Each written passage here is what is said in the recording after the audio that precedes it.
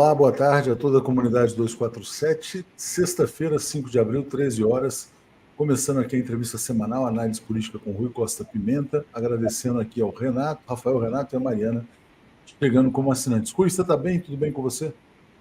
Tudo tranquilo, e você? Na paz, na luta aqui. Deixa eu agradecer ao superchat aqui do Nelson Henrique, que já mandou, dizendo assim: Rui, o governo Lula acabou. Mesmo Batucho faz uma avaliação boa do governo, esse é o máximo que Lula pode entregar. Ele está cercado pela burguesia. O que fazer, já que o horizonte político é o fortalecimento de Bolsonaro? Vamos falar sobre isso também, obviamente, embora eu não ache que o governo tenha acabado, mas o entrevistado é o Rui, né? Obrigado aqui a Lauana, obrigado aqui a Olga também, chegando como assinantes. Rui, vamos começar falando sobre a situação internacional, antes de falar sobre o Brasil. Hoje houve uma decisão importante aí da ONU, na verdade, dizendo que Israel tem que ser punido por eventuais crimes contra a humanidade, Conselho de Segurança, Conselho de Direitos Humanos da ONU, e um certo isolamento crescente de Israel, né? Mesmo os Estados Unidos colocando ali uma pressão adicional para que o Netanyahu mude o curso da sua política. Você consegue vislumbrar uma derrota do imperialismo também na Palestina, além da derrota na Ucrânia? Eu acho que está dado, viu, Tuxo? A situação chegou num ponto muito insuportável para o imperialismo.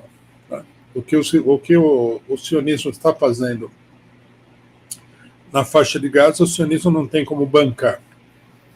Eu vi uma notícia hoje, na verdade um vídeo, né? Estava vendo um vídeo hoje, que é uma reportagem da Mint Press, que é um canal muito interessante, que tem reportagens investigativas, né? E eles estavam mostrando a crise que se abriu na extrema-direita norte-americana, com uma parte dizendo que não tem que apoiar Israel, que isso daí não é patriotismo,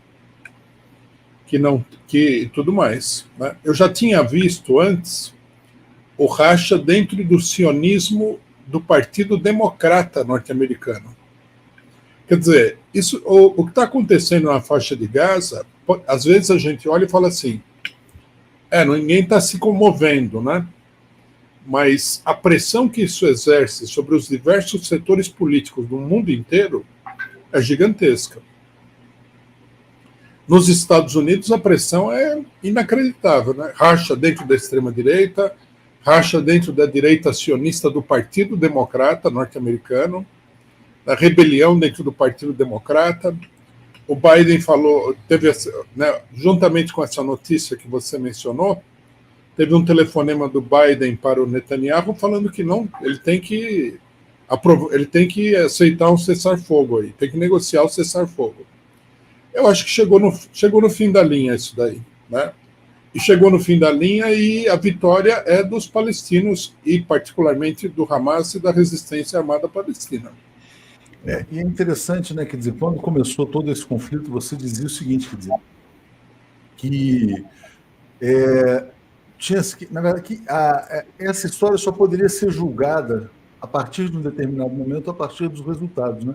E você colocava como um movimento estratégico da resistência palestina extremamente inteligente, bem calculado. Você deve ter assistido o documentário da Al Jazeera, provavelmente, né, Rui?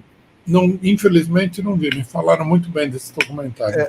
Esse documentário mostra, inclusive tem uma pessoa que você entrevistou que aparece nesse documentário também, e mostra toda essa preparação, né? Quer dizer, quem diria que esse conflito, já contando com a reação que veio de Israel, iria destruir todo o capital político que Israel amealhou 70 anos depois da Segunda Guerra Mundial. Né? Foi. 70 anos de propaganda, né? Eu acho que a política do Netanyahu acelerou o processo, inclusive. Porque ele poderia ter tido uma política mais inteligente, menos violenta, né? Isso daí teria prolongado o conflito. Não acho que eles iriam se dar bem. Só acho que ia demorar mais para a coisa chegar no ponto em que está chegando agora. Acho que a situação é muito dramática para os Estados Unidos, o imperialismo norte-americano, o imperialismo em geral, e é muito dramática para o sionismo, porque a crise dentro de Israel é gigantesca também, né? Nós temos aí o problema da convocação para serviço militar dos judeus Haredim, que são avessos, né? São abstencionistas em relação ao serviço militar. O chefe desse movimento, que está no governo Netanyahu, falou: se nós tivermos que servir o exército israelense, nós preferimos sair do país. Quer dizer, e o que aconteceria? Se esse partido sair do governo, o governo acaba. Né? Já existe uma pesquisa de que um opositor do Netanyahu sairia vitorioso na eleição. Há pesquisas de opinião para a eleição que mostram que o Netanyahu vai perder a eleição. Quer dizer, é uma crise muito grande. A evasão de pessoas de Israel é gigantesca, né? Aquilo que a gente falou, que é um Estado artificial, as pessoas, na verdade, não têm compromisso com o negócio, tudo, é uma realidade. São milhões de pessoas que já saíram do país. Isso aqui é a capa do Haaretz nesse momento, né? Deixa eu fechar aqui um pouquinho. Eles colocam assim, olha, depois de 6 meses, poucos dos objetivos da guerra foram alcançados. O Alan Patrick está dizendo, vi ontem uma notícia no Haaretz, israelenses e palestinos juntos numa ação digna de partisãs, parece ser sintoma de que a crise é intensa. E o Gustavo Lago está perguntando se a extrema-direita está mais próxima da revolução do que a esquerda. São temas que a gente vai falar aqui. Hoje tem um editorial também, Rui, do Haaretz, dizendo que a guerra tem que acabar urgentemente, que é um reflexo dessa crise. E há sinais de recuo do governo israelense. Demitiram 2 pessoas envolvidas na morte do pessoal daquela ONG, né? Enfim, também reabrindo um corredor humanitário. Parece que a bronca que eles levaram do Biden foi real, né? Então, a tensão interna é grande. Não, essa morte das pessoas, é uma ONG que distribui comida, né? Isso. É especialista nisso. Mataram todo mundo. E saiu a notícia de que os carros dessa ONG, eles foram alvejados um por um, quer dizer, não foi um acidente, uma bomba caiu lá.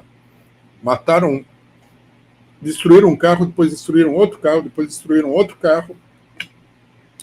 E isso daí levou a coisa assim ao paroxismo, né, internacionalmente. Parece que foi o evento que mais chocou, né? Quer dizer, na verdade, o mundo ocidental, né? De todo o terror, todo o horror até agora, esse foi talvez a gota d'água. Porque os palestinos, eles são considerados como, pela imprensa internacional imperialista, imprensa nacional aqui, pelos sionistas e os apoiadores, eles são considerados como sub-humanos. Né? 35 mil pessoas mortas e o pessoal... Aí mataram 6 estrangeiros aí, né? Mataram 136 jornalistas palestinos. É uma coisa assim de... Explodiu o mundo, né? E me chamou aqui também a atenção, eu estava vendo no New York Times hoje, Rui, essa matéria aqui, olha. Por dentro da luta de um pai para alimentar a sua família em Gaza, né? Então, é um pai palestino, um bebê palestino, o bebê é bonitinho, o pai é bonitinho, ou seja, eles transformaram, pela primeira vez eu vi o New York Times transformando palestinos em humanos, né? Então, assim, achei isso interessante também. Eles tratam os palestinos como se não fossem gente. É uma coisa horrível isso daí, de ver. Né? Os palestinos não têm direito a nada, se mata 35 mil pessoas, tem gente... Eu vejo nas redes sociais, tem gente aí que vem falar que mas quem mandou provocar e tal, como se você fizesse alguma coisa e o outro tivesse o direito de acabar com toda a população da Palestina. É uma coisa monstruosa, né? A gente tem que tirar uma lição disso daí. Os sionistas brasileiros, eles são um perigo para o Brasil, viu? Então, e aproveitando isso que você acaba de dizer, você acha que a bola está quicando aí para o Brasil romper relações com Israel? Hoje o chanceler israelense agrediu o presidente Lula. Sim. E escreveu o seguinte, quer dizer, precisaria ter uma lei para permitir que só pessoas que sabem contar sejam presidentes. Esse é um vagabundo, né, de falar isso daí do Lula. Ele se acha grande coisa, esse cidadão aí. E ele trata o Lula como todo mundo quer tratar o povo brasileiro, como se ele fosse analfabeto, não soubesse contar e tudo mais. Eu acho que o Brasil tinha que romper relações com essa gente aí.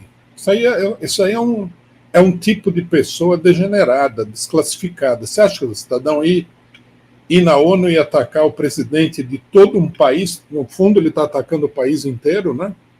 De uma maneira como essa, arrogante, né? Esse aí é o fascismo sionista, né? É uma barbaridade. A direita sempre fez isso com Lula aqui. Mostra que eles são, né? Eles são farinha que saiu do mesmo saco. Eles se acham muito, muito importantes quando eles, na verdade, não são nada. Nada de nada. Né? Ele acha que ele é mais importante do que o Lula. O Lula é presidente do Brasil, um dos maiores países do mundo. Ele é presidente de uma base militar norte-americana que está lá encravada no meio do Oriente Médio. Esse aí é o chanceler, na verdade. Só um reparo, Rui, não foi na ONU. Ele falou isso no Twitter. É só essa foto aí que é na ONU, mas enfim. Bom, que seja, Twitter, na ONU, que seja. É um vagabundo. É um vagabundo, ele se acha melhor do que nós aqui, ele não é melhor do que nós. Né? Eu não acho que existe um ser humano que seja melhor do que o outro, mas em termos políticos, o país dele não é nada, e o Brasil é um país muito grande. Ele devia ter mais respeito. Agora, sim, quer dizer, o que o Lula falou não tem nada demais. Quer dizer, você trocar milhões por bilhões, assim, 1.000 por milhão, num palanque, quer dizer, foi claramente um lapso, né? E ele sabe que foi um lapso. Eu diria que foi um lapso, não sei se você leu o livro do Freud, né? Que é a psicopatologia da vida cotidiana, que ele explica esses lapsos, que a pessoa fala, a pessoa erra, mas o erro dela revela o que ela quer falar, né? Não, tudo bem, mas de qualquer maneira, se Israel matou, então, não foram 12 milhões de crianças, se foram 12 mil crianças, é genocídio do mesmo jeito, né? Tem importância. O número não tem importância, quer dizer, 12 mil, tudo bem. 12 milhões é que não poderia. 12 milhões é mais horrível ainda, mas... Não, mas o que eu queria dizer é o seguinte, Freud explica o seguinte, quando você comete esses erros, você, na verdade, está falando aquilo que está no seu inconsciente, que você queria falar. O que o Lula queria falar era o seguinte, que vocês estão matando milhões de pessoas, como aconteceu com os judeus. É a mesma frase que ele usou anteriormente, né, do genocídio e do holocausto. Escapou, né? É um lapsus linguae freudiano. Exatamente. E o Lula, quando fez essa comparação com os nazistas, foi muito atacado. Cada vez mais a gente vê cada vez mais personalidades comparando o governo israelense ao governo nazista também, né? Isso aí está virando até um lugar comum já. Já virou. Exatamente. Falando nessa derrota aí do imperialismo, que pode acontecer, aliás, hoje tinha uma fala do chefe da guarda revolucionária do Irã, dizendo que o governo israelense respira por aparelhos, este atual governo. Como é que você está vendo a situação da Ucrânia? A Ucrânia... Hoje falaram uma coisa que... Eu li uma coisa, acho que na RT ou no Sputnik, numa das duas jornais russos, onde se falava o seguinte, que se não fosse o apoio da França, os ucranianos já teriam se rendido. Quer dizer, esse governo também está funcionando por aparelhos, né? Eles estão procurando, assim... O governo entrou em estado de coma, né, morte cerebral, e o pessoal não quer desligar os aparelhos porque quer manter uma aparência de que a situação pode ser mantida lá, mas o fato é que não pode ser mantida. Os norte-americanos não têm condição de sustentar isso daí, tiraram completamente o apoio, né? Completamente não, mas tiraram o apoio massivo que eles estavam dando, e os europeus não têm condição. Os países europeus são um imperialismo de segunda linha, né?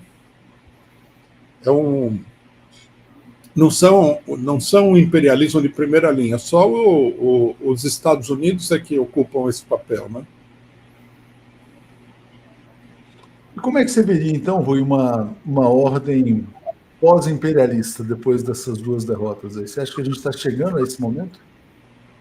Então, eu acho que essa crise política ela tem que levar a uma crise econômica. Porque a política do imperialismo ela se sustenta em grande medida, a economia, né, a política econômica do imperialismo se sustenta em grande medida no poderio militar do imperialismo. Se os investidores, né, os capitalistas e tudo mais, eles sentirem que o imperialismo está perdendo o controle da situação, isso daí vai levar a uma reviravolta econômica. E isso daí, né, eu acho que é o curso natural das coisas, levaria a uma debacle da política neoliberal que continua vigente no mundo. Uma debacle definitiva. E isso daí abriria caminho para uma série de movimentos de libertação de todo tipo, né, dos trabalhadores contra os capitalistas, dos países oprimidos contra os países opressores e assim por diante. Eu acho que nós podemos, assim, no decorrer desse processo, entrar num maior processo de movimentos revolucionários que o mundo já viu até hoje, desde a criação do homem sobre o planeta Terra. Bom, então vai ser emocionante, né, Rui? Eu estou na expectativa, pelo menos. Então, mas será que isso aí não seria, da sua parte, o que o pessoal chama de wishful thinking, não? Eu, como revolucionário, né, eu sempre procuro as linhas que podem beneficiar a revolução, né? Mas eu acho que a crise, independentemente disso, eu acho que a crise é muito grande mesmo, é difícil até de dimensionar, né? Nós nunca vimos uma coisa desse volume. Isso daí inevitavelmente levará a acontecimentos bastante grandes. Pode levar a uma guerra mundial também, né? O que, por outro lado, também levaria a uma situação revolucionária, né? Eu acho que sim, que eu tenho uma propensão a ver as coisas desse ângulo, mas me parece concreto, né? Quando um poder do tamanho do poder do imperialismo mundial entra em colapso, ele está entrando em colapso. Ele não entrou em colapso, ele não foi derrubado, mas ele está entrando em colapso. Nós estamos vendo os sinais do enfraquecimento agudo do imperialismo. Perdeu no Afeganistão, perdeu na Ucrânia e pode estar perdendo em Israel, né? Na Palestina. E no mundo todo estão acontecendo outras coisas, né? Por exemplo, o que está acontecendo na África, o negócio da Palestina vai levar, né, a uma reviravolta no Oriente Médio. A situação no Oriente Médio é muito crítica também.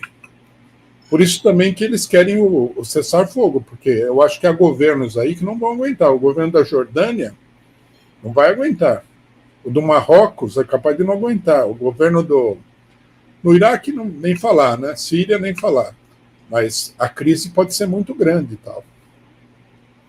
E essas crises, elas têm um caráter objetivamente revolucionário, né? Agora, se vai se desenvolver com rapidez ou se vai se desenvolver com uma certa lentidão, aí é difícil de dizer, né? Exatamente. O Rui, o Armando Novaes fala assim, que beleza, hoje o Rui está otimista, porque você está otimista com a queda do Império. Mas aí eu te perguntaria, você está otimista em relação ao Brasil? Olha, eu não estou pessimista em relação ao Brasil, embora eu ache que a situação é uma situação que causa muita apreensão, né? Mas aí é como a pessoa falou no começo, né? Falou que o governo Lula está liquidado, essa coisa toda. Eu acho que há muitos problemas, mas a gente nunca pode olhar a situação apenas de um lado, né? Eu, por exemplo, filosoficamente falando, eu sou partidário da dialética, né? Eu acho que o mundo é contraditório, ele não é unilateral. Tudo tem, né, uma oposição de contrários, todos os fenômenos. Então, o que é ruim tem também a perspectiva de ser bom, né? Então, eu estou, assim, digamos, preocupado. Não estou pessimista, não estou otimista. E preocupado com o quê? Com, na verdade, um certo conformismo com o neoliberalismo diante dessa situação de transformação mundial? O que te preocupa? Olha, eu noto o PT, né? Eu digo PT porque o PT representa a maior parte da esquerda nacional, né? Eu noto o PT muito paralisado, né? Incapaz de agir politicamente numa situação que exige uma ação política enérgica. É isso que me preocupa, né? O principal índice disso daí não são nem as medidas que o governo Lula tomou. O principal índice, na minha opinião, é o movimento no Brasil sobre a Palestina. É um dos piores do mundo, né? Nesse sábado aqui, por exemplo, teve um ato. O ato, 80% do ato era PCO. Nós fizemos uma convocação em cima da hora, levamos aí 70, 80 pessoas no ato. É incrível isso daí. E é interessante, né, Rui? O Brasil tem uma das posições mais frágeis do mundo e é até contraditória com a posição do Lula, né? Porque o Lula tem um dos discursos mais de vanguarda nessa questão e que não se reflete no comportamento das massas, vamos dizer assim. No terreno de política internacional, de diplomacia, a posição do Lula é uma posição avançada, né? Principalmente se a gente levar em consideração que ele é presidente de um país da importância do Brasil. Mas essa mesma posição que é avançada na diplomacia, ela é uma posição muito recuada internamente, né? Internamente, o PT não comprou a briga com o sionismo brasileiro, que é o bolsonarismo, e a direita tradicional também, né? Ele ficou acuado. Eu acho que isso daí levou a uma paralisia do PT no terreno nacional. É uma contradição da política do Lula, né? A política do Lula, na realidade, né? Porque o Lula, eu não sei se a gente já entra no problema nacional, eu queria fazer Vamos lá. Então, a política do Lula sempre foi a seguinte, né? Ele tem um esquema de jogo, digamos assim, que é não ir muito para a esquerda, não ir muito para a direita. Ele procura se situar no meio, né, das duas posições extremas. Aliás, Rui, só para fazer um parêntese aqui, quer dizer, eu passei uma semana em Brasília, semana passada, né? E o que eu ouvi de várias pessoas é que a estratégia do Lula é se consolidar como um político de centro, né? Então, isso é uma informação, não é uma suposição. Mas político de centro não quer dizer que ele seria o PSDB, né? Não, mas é exatamente isso que você falou, quer dizer, não desagradar muito nenhum lado nem outro, é isso. É tipo equilibrar. E aí, essa política de equilíbrio, a pessoa ora vai um pouquinho mais para a esquerda, ora vai um pouquinho mais para a direita e procura manter o equilíbrio, tá? Agora, eu acho que o problema que nós estamos enfrentando aqui, que a equipe dirigente do governo não vê, é que esse terreno do meio, ele está praticamente destruído. Não há esse meio. Então, toda vez que o Lula faz esse jogo de equilibrismo, ou ele vai muito para a esquerda ou ele vai muito para a direita. Porque não existe. O lugar onde ele quer se situar não existe, né? Não existe esse terreno. Para que existisse esse terreno, você precisaria ter uma opinião pública que tivesse nesse meio e um conjunto de forças políticas que procurasse manter esse meio tal como Lula concebe, né? Por exemplo, se você for ver a Globo, ela vai dizer que ela quer manter o meio, mas é visível, né, que a grande imprensa brasileira, a imprensa burguesa, o meio dele já está dentro da esfera bolsonarista. O que é um meio neoliberal não bolsonarista, vamos dizer assim. Quer dizer, o que não, mas se aproxima bastante do bolsonarismo, né? A política que seria assim do centro tradicional. Está muito mais para bolsonarismo do que para centro. Então, eu acho que isso daí é uma política que não pode dar frutos.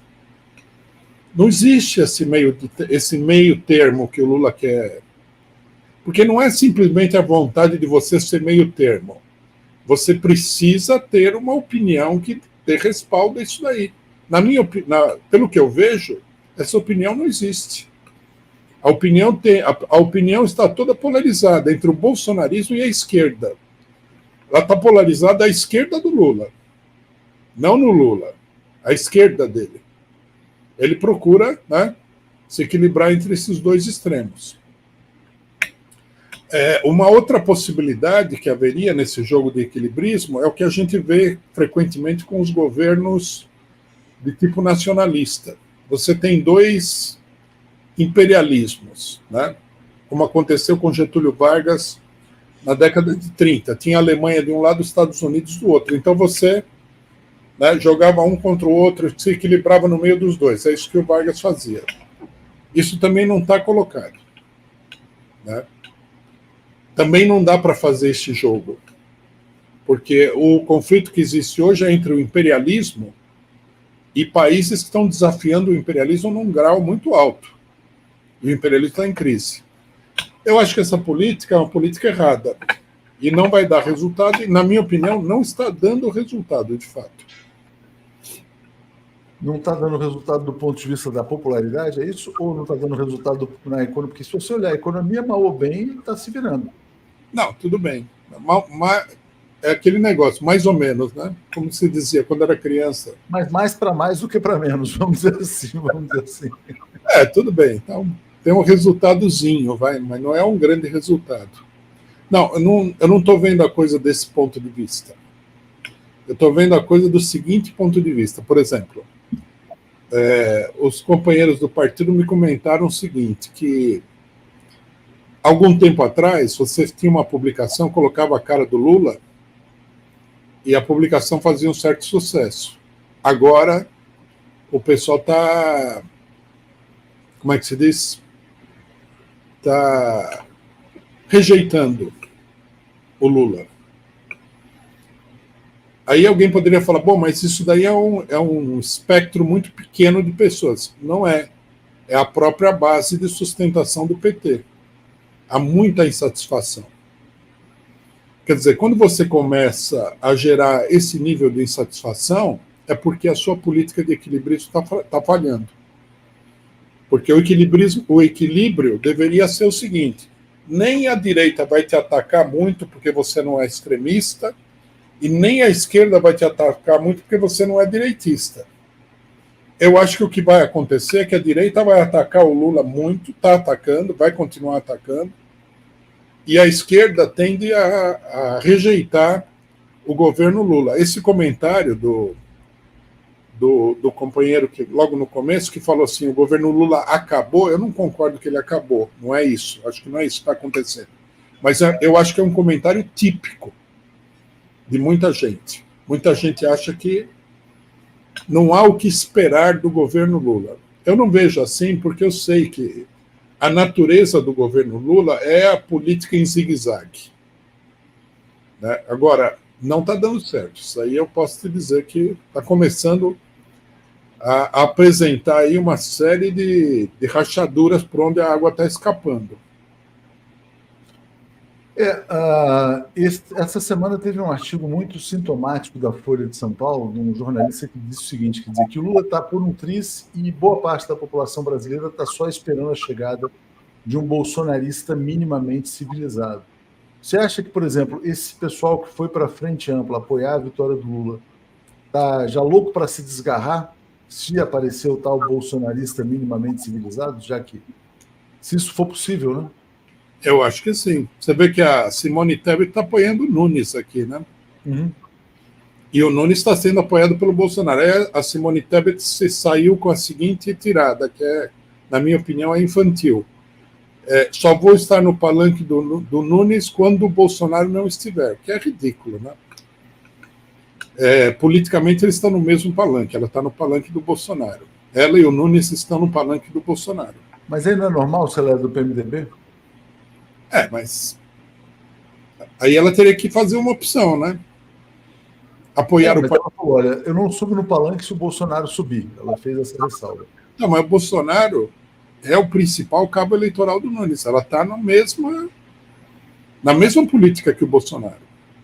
Daí para apoiar um bolsonarista, eu ia falar, não, ela está apoiando um bolsonarista. O Nunes é bolsonarista. Isso aí mostra que o pessoal está sem, da linha deles, né? Eles estão indo para o bolsonarismo. Deixa eu trazer esse comentário aqui da Cláudia, vamos lá. O Joque está dizendo assim, ó, como um príncipe de Maquiavel, Lula abusa da fortuna. Ele também tinha perguntado para você se o imperialismo é uma classe ou um Estado, né? Fernando Bay dizia assim que Israel também está dividido assim como o resto do mundo. Gustavo Lago dizia que a extrema-direita hoje é mais próxima da revolução do que a esquerda. Aliás, o Lula falou exatamente isso. O Lula fez uma fala, acho que foi no Rio de Janeiro, em que ele dizia o seguinte, quer dizer, que a esquerda adere ao sistema quando chega ao poder e está lidando com uma direita que tem um caráter antissistema, né? Um caráter mais revolucionário. E a Cláudia Virmont, então, ela fala assim, Lula é o único político brasileiro que está da vida política há 44 anos. Deu ao PT 5 vitórias eleitorais. E pode até dar um caminho institucional, né, Rui? Assim, quer dizer, acreditando que por dentro das instituições ele vai conseguir se manter e se reeleger. Não, só que eu acho que ela está certa quando ela fala isso, mas isso daí não é garantia de nada. Né? Você vê o Getúlio Vargas. Getúlio Vargas é o antecessor do Lula. Para entender o Lula, a gente tem que entender também o Getúlio Vargas, que é uma personagem decisiva da política nacional. Né? O Vargas ele chegou ao poder em 1930, ficou até 1945, ele mesmo. Né? Quer dizer, mais do que o PT conseguiu. Voltou ao poder, como ele disse, né? Voltei ao poder nos braços do povo. Né? Ele dirigiu a Revolução de 30, ele deu o golpe de Estado de 37, ele fez e aconteceu. Né? Mas isso daí não garante nada. Finalmente ele terminou sendo derrubado pelo imperialismo e se suicidou. Então, águas passadas não movem moinho, né? Nós temos que analisar a situação concreta. E a situação de hoje é diferente da situação que levou o Lula ao poder e permitiu a ele 4 vitórias eleitorais no passado. Que ele é muito popular, não é dúvida. Né? Não estou questionando isso. Eu acho que ele perdeu a popularidade, eu acho que ele é a figura eleitoralmente mais forte do Brasil. Agora, que há problemas aí que precisam ser encarados, isso daí não há dúvida nenhuma. Estou fazendo uma análise, não estou dizendo que o pessoal tem que deixar de ver o governo como um governo de esquerda, não estou dizendo nada disso. Estou só analisando os problemas que estão colocados. É um problema de estratégia política. Né? Eu acho que a política do Lula não está funcionando.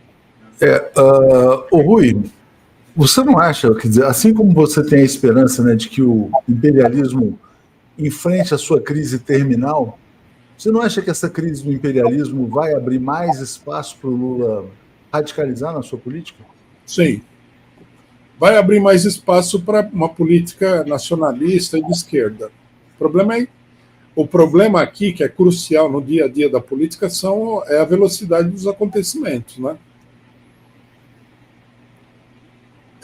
Isso aí tanto pode acontecer esse ano, como pode acontecer depois do mandato do Lula, essa crise toda. É difícil de prever. Né? O imperialismo opõe uma resistência muito grande a essa bancarrota que ele está sofrendo. Então, na administração do problema em termos imediatos, é difícil de prever. Né? Eu acho que o correto seria que o PT se antecipasse, começasse uma mobilização e tal, apostando em que, em algum momento, as coisas vão favorecer uma política mais esquerdista, mais nacionalista, mais à esquerda mesmo. Né? Eu acho que o governo Lula deveria apostar nisso daí. Ele, no momento, ele está acuado. Né? Ele está, inclusive, manifestando assim, está no zigue-zague, ele está no zague da direita. Né? A Luciana fala, o governo Lula está sendo corroído por dentro pelo bolsonarismo, os bolsonaristas invadiram o corpo do governo através da Frente Ampla, um dos vírus invasores é a Simone Tebet. Quem fala isso com frequência é o Paulo Nogueira Batista Júnior também, que vê, vamos dizer assim, as limitações da Frente Ampla. Né? Como é que você vê o tema da Petrobras, Rui, já que teve toda essa especulação nessa semana sobre a eventual queda do Jean Paul Prats? Então, esse tema da Petrobras ele é interessante para mostrar a situação do governo, né? O Lula colocou lá um homem das petroleiras. Tá? É o jogo dele. Quer dizer, ele coloca lá um homem das petroleiras, mas ele quer que a política da Petrobras seja uma política mais à esquerda. Aí, o Ministério das Minas e Energia, agora fica claro, né, não tinha me dado conta disso, é que determinou a diminuição dos dividendos dos acionistas. Isso daí gerou uma crise com o Jean Paul Prats. É típico do governo Lula esse tipo de coisa, né?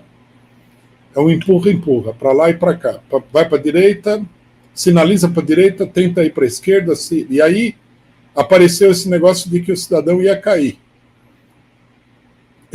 Hoje eu li a notícia no Poder 360 que o Jean Paul Prats ia cair. Aí abriu o 247 e já estava a notícia de que ele provavelmente não vai cair. Né? Então, eu acho que é típico do governo Lula, você entendeu? Esse negócio, vai para a esquerda, vai para a direita, vai um pouco para a esquerda, não deu certo, volta para a direita e assim por diante. Eu gostaria que esse cidadão caísse, né? Quando falaram que o Mercadante ia assumir, eu não sou particularmente nenhum grande admirador do Mercadante, mas seria melhor do que esse Jean Paul Prats, né?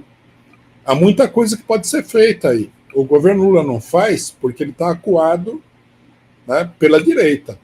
E a Frente Ampla, isso que a companheira está falando aí, é um... Você sabe, Rui, que tem até uma coisa interessante dessa coisa do equilibrismo, né? Ontem, quando estava mais forte essa possibilidade do Mercadante se tornar o presidente da Petrobras, a notícia estava acompanhada assim, de que o governo também iria pagar os dividendos extraordinários. Então, o seguinte, quer dizer, para mudar a política numa direção mais à esquerda, primeiro você paga os dividendos extraordinários. Exato. Para contentar o mercado. Aí agora já não se sabe se vai pagar os dividendos, se não vai pagar, tal. Se vai ficar...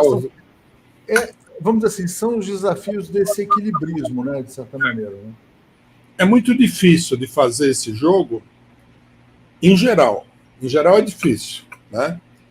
Agora, eu acho que no caso do atual governo Lula está particularmente complicado. Porque o governo não tem força, né? Tem esse problema aí, o governo não tem força. O governo, por exemplo, o governo Vargas, né, o segundo governo Vargas, ele era aparentemente bem mais forte do que o governo Lula. Ele tinha maioria no Congresso. Né? A coligação PSD-PTB era majoritária, a oposição era minoritária. Ele tinha, ou pelo menos ele acreditava que tinha, um respaldo muito grande dentro das Forças Armadas, que o comandante do Exército estava do lado dele. De fato, estava do lado dele, o comandante do Exército, mas não conseguiu conter a onda direitista. Ele tinha um partido popular, ele tinha apoio dos sindicalistas, ele tinha muita coisa. Mesmo assim, foi difícil de fazer esse equilibrismo. Né? Ele tentou, né, quem leu a Carta Testamento mostra conhece a frustração dele. Né? Tentei fazer isso, não consegui, tentei fazer aquilo, não consegui e tal. Ele conseguiu fazer alguma coisa, né? Finalmente a direita não queria saber dele. Se a direita brasileira tomar a decisão de acabar com o governo Lula, como ela tomou a decisão de acabar com o governo Vargas, o Lula cai com mais facilidade do que o Vargas caiu. Mas essa decisão não está tomada, nem parece estar sendo tomada nesse momento. Né? Você vê algum sinal disso? Não, eu acho que é uma inclinação há um crescimento da hostilidade ao governo do PT, né? Mas assim, eles não decidiram, não declararam guerra ao governo abertamente ainda, não. Mas podem declarar, né? E o Lula, a dificuldade dele também é com isso, é porque ou ele sabe, ou ele sente que a situação é periclitante. Né? Por isso também que ele tá nesse momento numa manobra para a direita. Né?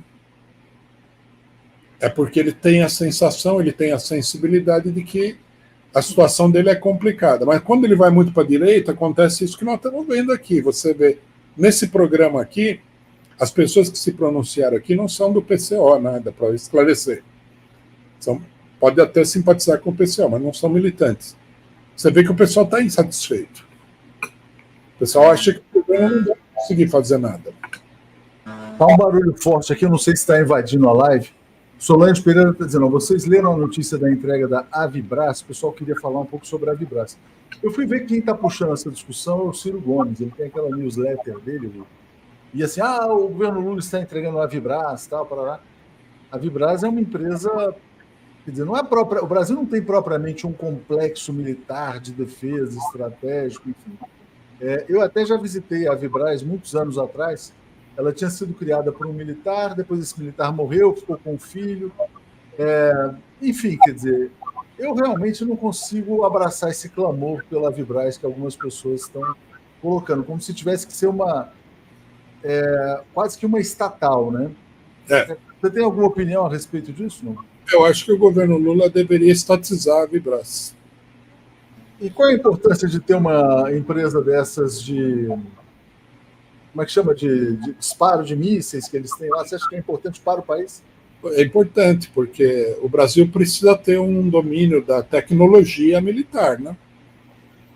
Primeiro que a tecnologia militar, ela é praticamente a base de toda a tecnologia. Tudo isso que a gente vê hoje em dia, né? O G5, uma boa parte do desenvolvimento de computadores e tudo mais, está relacionado com a indústria de defesa. Então, é uma indústria essencial para o desenvolvimento tecnológico. Depois também, se você quer ter um país independente, não vamos alimentar ilusões. País desarmado não é independente. Só é independente. Mas se você pegar, por exemplo, os Estados Unidos, esses países todos, eles têm um complexo militar privado que é mantido pelo Estado através das compras governamentais. Sim, mas isso é os Estados Unidos, né? O Brasil não tem. O capitalismo brasileiro não tem condições de desenvolver uma indústria de defesa. Isso deveria ser feito pelo Estado. O Brasil já ocupou, não sei se você deve saber disso daí, você trabalhou muito com economia e tal. O Brasil já ocupou o 7º e 8º lugar na indústria de defesa mundial.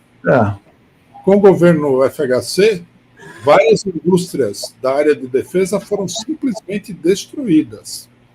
O Brasil tinha a Ingesa, né? O Brasil tinha muita coisa. Até a indústria aeroespacial, a base de Alcântara, entregaram agora para os Estados Unidos. Eu acho que isso daí, o Brasil nunca vai ser independente desse jeito. A Rússia, por exemplo, ela pode fazer determinadas coisas porque ela tem os mísseis, os canhões, os aviões, os tanques de guerra. Não tivesse isso daí, não podia fazer nada. E no Brasil, a indústria de defesa vem sendo destruída de maneira sistemática pelo imperialismo. Aqui tem um comentário do Emílio, a importância da soberania nacional. Tudo bem, concordo, mas eu não sei se o caminho é a Avibras, tá? Não sei se a Avibras é o caminho para isso. Mas se você já tem a empresa, é uma empresa de ponta, né, em termos internacionais. Ela não é uma sucata, ela é uma empresa de ponta. Eu conversando com o comandante Robson Farinazzo, ele falou que essa indústria é muito importante, ele é um especialista no assunto, né? Você podia, inclusive, convidar ele para falar da Avibras, que é um tema interessante. Vou chamar, vou convidar para a gente falar sobre a Avibras aqui. Ele é uma pessoa muito equilibrada e muito conhecedora. Ele falou, isso aí é indústria de ponta, é uma das indústrias mais importantes que tem. O Brasil vai perder tudo isso daí. Pode ser que eu tenha visitado a Avibras no momento de crise profunda e que tivesse mais a aparência de sucata mesmo. Assim, pode ser. Pode ser isso. Joque Silva está dizendo, equilibrismo é mania de Lula, é o único jeito. Eu, de vez em quando, penso sobre isso aqui, Rui. Seguinte, quer dizer, essa coisa do Lula ser equilibrista não é porque ele conhece melhor a natureza do povo brasileiro, não. De que o povo brasileiro também não é muito ali do combate, do confronto, Quer dizer, será que ele não expressa um pouco o que seria o comportamento padrão do povo brasileiro? Não, com certeza. Você não pode ser um Lula, você não pode ser um político tipo Lula sem ter sensibilidade para o que o povo está pensando e sentindo. Mas eu acho que o equilibrismo ele vem da natureza política e social do PT. Quer dizer, como um governo nacional, fundamentalmente o governo Lula é um governo nacionalista. Na sua essência é isso daí que a gente teria que definir. Ele não é um governo neoliberal, tipo o Fernando Henrique Cardoso. Ele é um governo nacionalista. Ele é uma versão mais moderada, digamos assim, mas pelas circunstâncias, do chavismo venezuelano. É a versão brasileira do chavismo, digamos assim, né? Mais moderada. Esse tipo de governo, ele é um governo equilibrista pela natureza. Ele avança quando a pressão popular é muito grande. E ele tende a retroceder quando a pressão da burguesia é muito maior do que a pressão popular, que é o que está acontecendo com o governo Lula.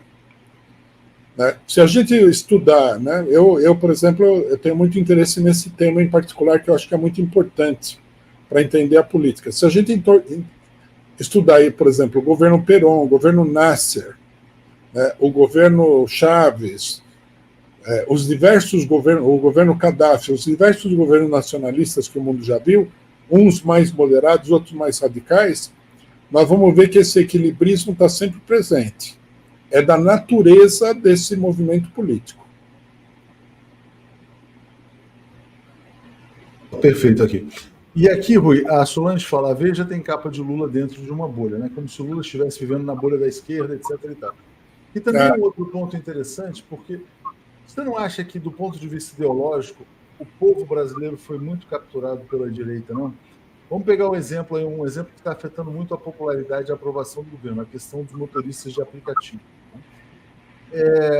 Muitas pessoas estão avaliando que este tema em que o governo propõe lá oferecer uma certa seguridade social para os entregadores, motoristas, está afetando porque essas pessoas se identificam com a ideologia liberal e não querem pagar para a Previdência. Está sendo disseminado isso, só o governo quer arrecadar nas nossas costas, né?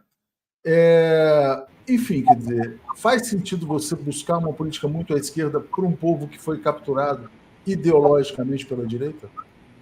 Não, eu acho que a avaliação, no caso aí, ela não é correta.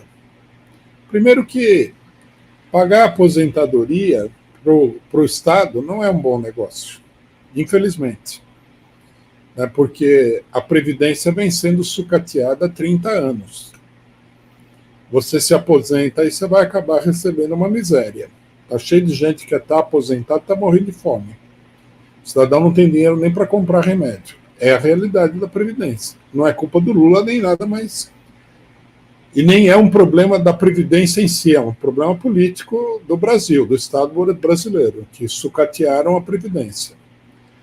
Então tem que levar isso em consideração, né? Não adianta a gente apresentar para a pessoa uma coisa ideal. Não, a aposentadoria, o cidadão não vai. Né? Todo mundo sabe que a aposentadoria não empolga ninguém. Muitas categorias profissionais têm seus próprios fundos de aposentadoria por causa disso. Né? E a aposentadoria privada vai crescendo porque a aposentadoria pública é destruída. O que eu acho é o seguinte, que isso daí não é um sinal de direitização do povo, e eu acho que o governo erra em não ir lá e discutir com o pessoal o que eles querem. Né? Eu acho que antes de elaborar um projeto de lei, etc. e tal, deveria se discutir com os trabalhadores da categoria. Deveria se chamar várias lideranças, ouvir as opiniões e, a partir daí, formular uma proposta. Às vezes, né? Mas você não acha que esse setor é muito pulverizado? Quer dizer, quem se apresenta como liderança acaba não sendo liderança, enfim. Mas muito difícil você buscar um consenso ali? Eu acho que sempre há a possibilidade de uma consulta. Se é muito pulverizado, chama muita gente para conversar, não tem problema nenhum. A CUT poderia fazer isso daí, poderia chamar o pessoal, realizar aí uma assembleia permanente para discutir a proposta e tal, e aí você chegaria numa proposta que contentasse, que fosse boa e contentasse o pessoal, né? Eu acho que agir administrativamente não vai dar certo. Eu falei isso aí logo Primeira vez que eu ouvi essa proposta do governo, né? Às vezes, você vai fazer uma coisa que os trabalhadores, do ponto de vista imediato, não vão concordar, mas você precisa ter absoluta certeza de que no médio prazo eles vão concordar. Não acho que vai acontecer isso aí com os trabalhadores de aplicativo. Teria que se ver a situação toda. O sistema também acho que deveria ser opcional, a não ser que a gente tivesse a caracterização de que o trabalhador não tem a liberdade de optar, né? Às vezes acontece. E tem medo do patrão, não vai poder optar, mas não me parece que seja esse o caso. Mas só isso já faria uma grande diferença, né? Quer dizer, você quer ter uma proteção previdenciária, a regra é essa. Se você não quer ter, tal, já mudaria bastante. Gustavo Lagos, se o Uber é a favor do PL, não tem algo errado aí? Porque o Uber aplaudiu, né? Isso é um ponto interessante também. Claro, para o Uber não interessa isso daí. Eles são totalmente contra, porque vai aumentar os gastos deles. Mas o nosso problema não é se o Uber gosta ou deixa de gostar. Também não sei se a proposta final contentaria o Uber. O que eu acho é que o trabalhador deveria ser consultado, não a Uber, não a empresa. Deveria se reunir os trabalhadores e falar, ó, no fundo vocês são trabalhadores sem nenhum direito. Vocês querem ter esse direito? Quais direitos vocês acham importantes? Eu acho que o diálogo aí é importante porque é um processo político.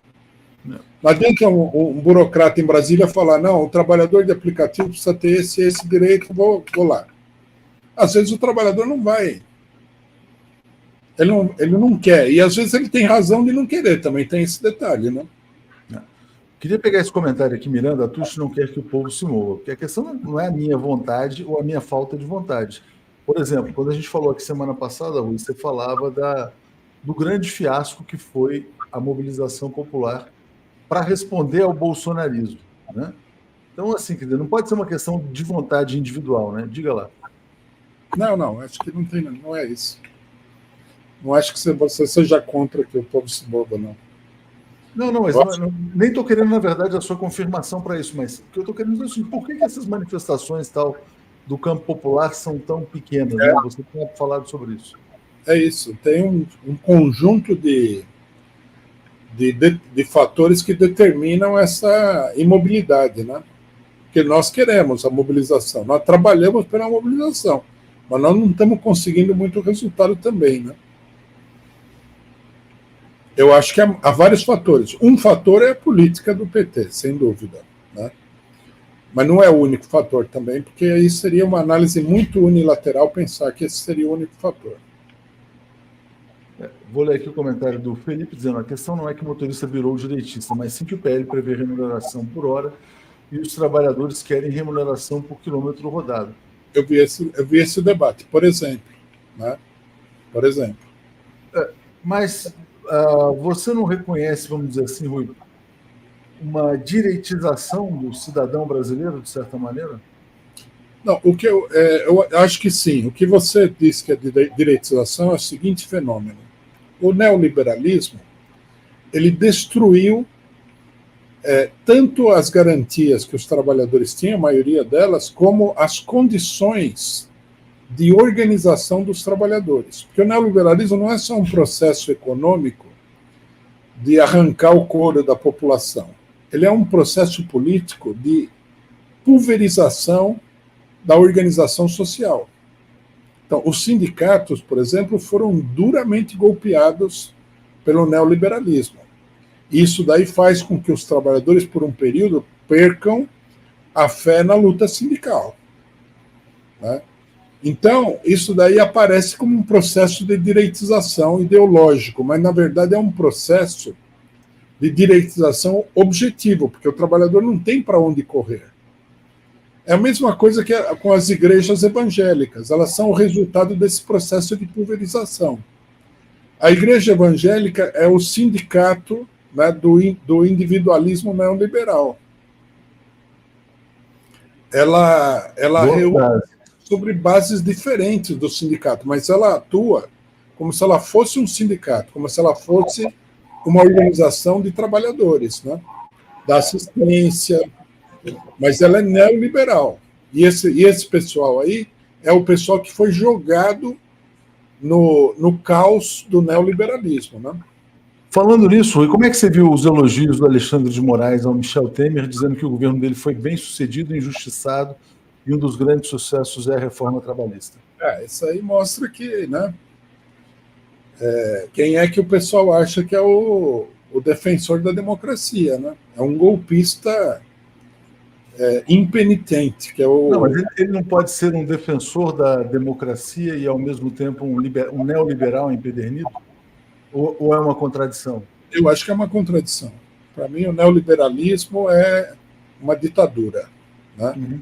Eles só conseguem fazer o que eles conseguem fazer esmagando o povo. Às vezes você pode achar que não houve, né, esse movimento de ditadura, mas, por exemplo, o governo FHC não foi um governo democrático. Ele se apoiava sobre o esmagamento da classe operária, das greves, tudo. Você não acha, Rui, que as classes dominantes no Brasil elas estão aceitando o governo Lula e o presidente Lula por considerarem a vitória no neoliberalismo consolidada e irreversível no Brasil? Eu acho que eles aceitam o Lula porque eles, no momento da eleição, eles não tinham nenhuma alternativa viável. É aquele negócio, tem Lula e Bolsonaro. O que é melhor nesse momento, considerando-se várias coisas diferentes, né?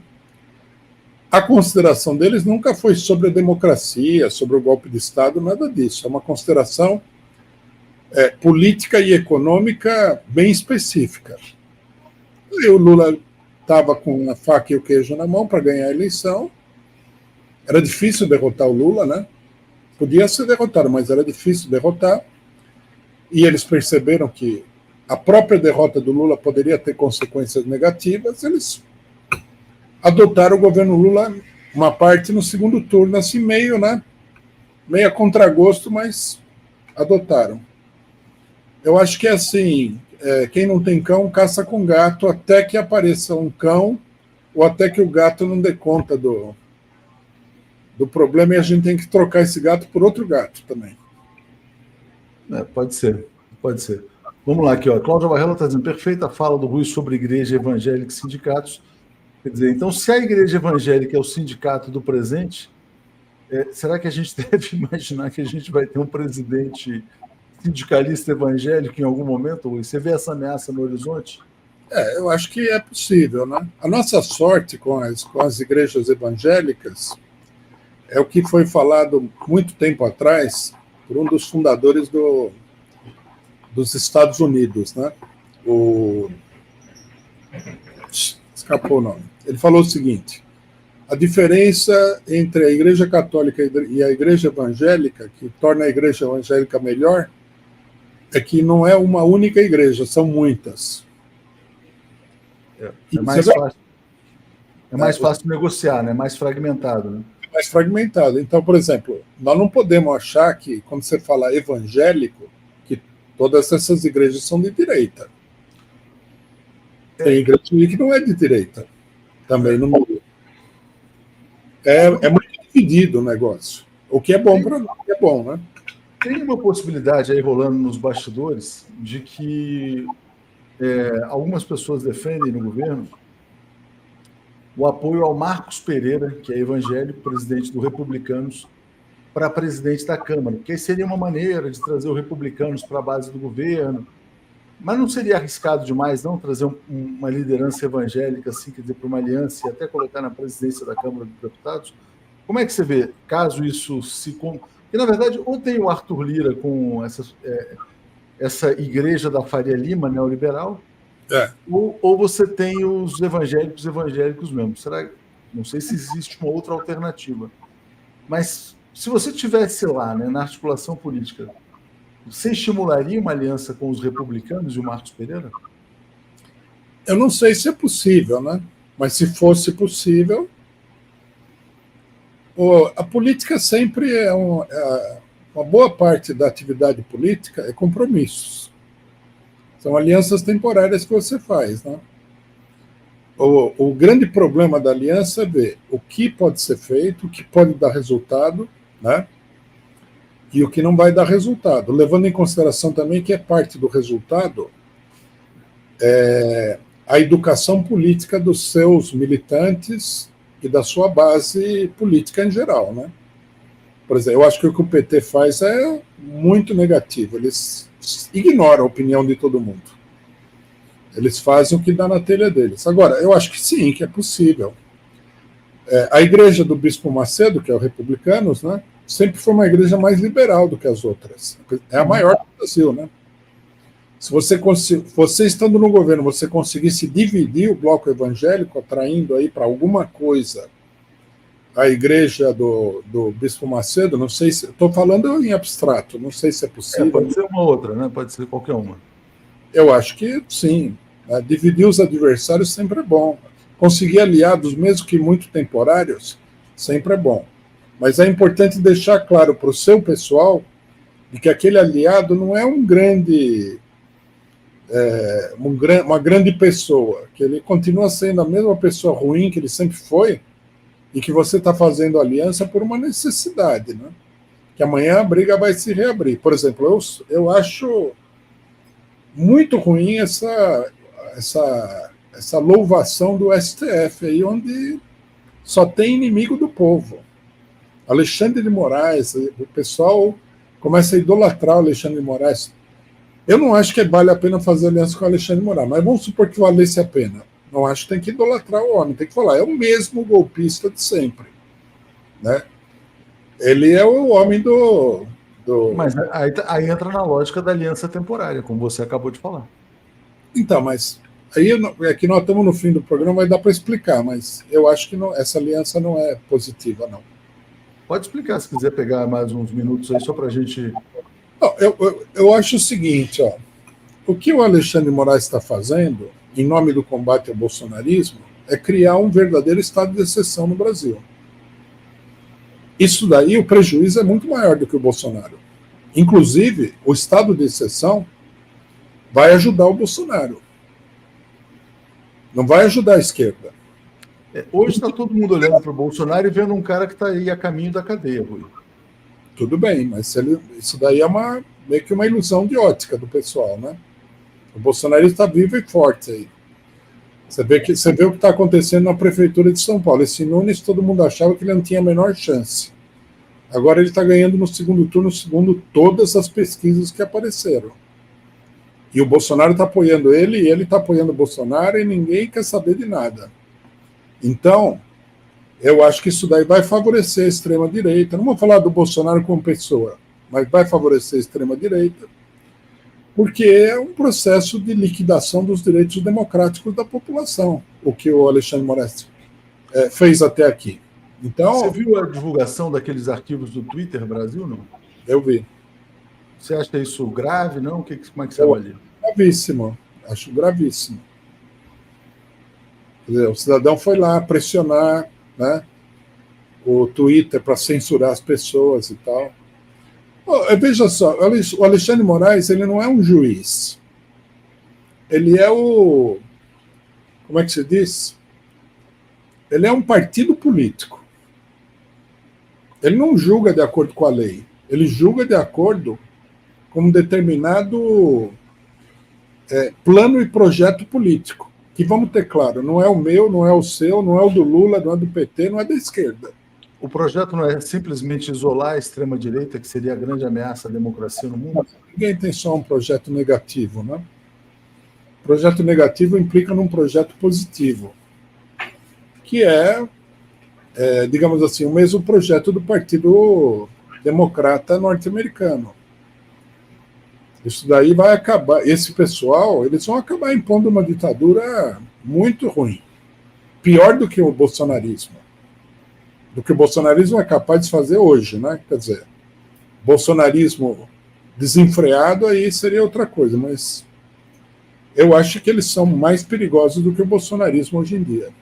Então, quer dizer, você faz uma aliança para um ganho imediato, que é meio irrisório, né? Botar o Bolsonaro na cadeia, coisa que vale, conteve o Bolsonaro, não sei o quê, não conteve muito também, mas em troca você provoca aí uma devastação no sistema jurídico de direitos, né, do Brasil que está estraçalhado. Né? Eu vi aí, por exemplo, que eles estão fazendo um acordo para o pessoal do 8 de janeiro, que o pessoal tem que assistir cursos sobre democracia. Isso aí não é uma coisa... Isso aí parece um governo fundamentalista, você entendeu? Achei que você ia falar um governo comunista, né? Aquela coisa, a imagem. Parece o stalinismo, né? Exatamente. Reeducação, né? Campos de reeducação, essas coisas assim, muito... não tem condição de ter isso daí. Você não viu que propuseram para o monarca o acordo dele visitar um campo de concentração, visitar o Museu do Holocausto? O que é isso? Os sionistas fizeram isso também com o Elon Musk. Ele foi lá visitar Auschwitz. Ele foi obrigado a fazer isso. Então, mas veja só como isso daí é. Nós perdemos um processo aqui para o Paulo Cogos, que é uma figura meio folclórica da direita. E aí o que a juíza quer? Ela quer que a gente faça uma declaração em oposição àquilo que ele processou a gente. Não pode fazer declaração nenhuma. Eu só falo aquilo que eu acredito. Agora eu sou o quê? Boneco de ventríloco? Eu vou falar aquilo que outras pessoas acreditam? O que é isso? Onde está na Constituição brasileira essa determinação de que eu sou obrigado a falar uma coisa que eu não acredito? Daqui a pouco vamos me obrigar a dizer que eu acredito que Deus existe, que Jesus Cristo é o Salvador da humanidade, é uma coisa que o valha, pô. Como assim? Isso aí sim, parece o stalinismo, né? Aí você pode fazer como Galileu Galilei e escrever assim, e por se move. Por se move, né? Mas eu não sou Galileu Galilei, eu não vou fazer isso daí. É uma loucura do juiz. É isso, a gente aprofunda. Vamos esperar a próxima semana, porque faz tempo, né, que o pessoal está esperando a prisão do Bolsonaro e agora e não aconteceu, né? Faz muito tempo que eles estão esperando, não é de hoje, não. E é engraçado porque parecia que seria amanhã, né? Para ontem, né? Vai sair, vai ser amanhã. Amanhã já passou uma semana, 2, 3, o cara tá viajando, foi para Goiânia ontem. Mas eu acho que isso daí faz parte do jogo, viu? Será que esqueceram da prisão dele? De fazer suspense. É isso aí. Vamos ver se até semana que vem alguma coisa muda. Valeu, Rui. Abraço. Tchau, tchau.